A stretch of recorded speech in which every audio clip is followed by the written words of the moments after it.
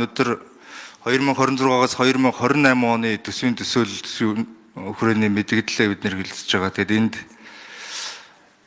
эх оны 26 оны төсөв нийт зардлыг хэмжээг өсөхгүй хэмжээндээ барих, нийт одоо зардлыг дотоодын бүтээгдэхүүний хувь хэмжээг, эзлэх хувь хэмжээг нь бууруулах гэх мэт ийм сайшаалтай зүйлүүдээс орж ирсэн байна. Тэгээд түрүүн бас өдөөс өмнөх хуралдаан дээр гишүүдийн хэлсэн нөгөө гадаад зээлийг үр ашигтайгаар ашиглах тухай 40 орчим гишүүдийн гар үсэг зурсан энэ хуулийн төсөл өргөн барихаар бэлтгэсэн байгаа талаар зарим гишүүд саналуудаа хийлсэн. Тэгээ энэ дээр бас гантүмэр сайд түрүүн энийг одоо тэр орж ирүүл тэр байнга ороонд хэлсэн үстэй гэдгийг бол дэмжиж байна. Тэгээ энэ дээр нэг тодорхой зүгээр одоо сангийн сайд энэ сууж байгаа учраас саналуудаа хэлэх гэсэн. Ер нь бол тэр саналыг бол дэмжихгүй байгаа.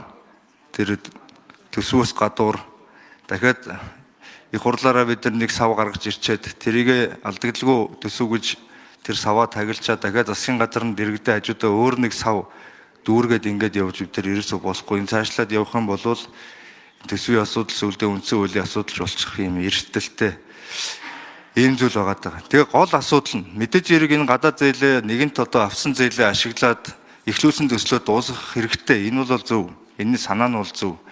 Гэтэл бид нэр яг анхаарах ёстой гол асуудал нь юу юм бэ гэхээр энэ төр өөрөө заавал гардаж хийх шаардлагагүй төслүүдийг өөрийнхөө нуруунд дээр овоолчоод тэгээ бид нэр мөнгө хэрэгтэй байна, мөнгө хүрэхгүй байна гэдэг явдгийг л болмоор байгаа. Одоо жишээлбэл манай 14 мега төсөл дотор орон сууцны хор хүртэл байж байгаа шүү дээ.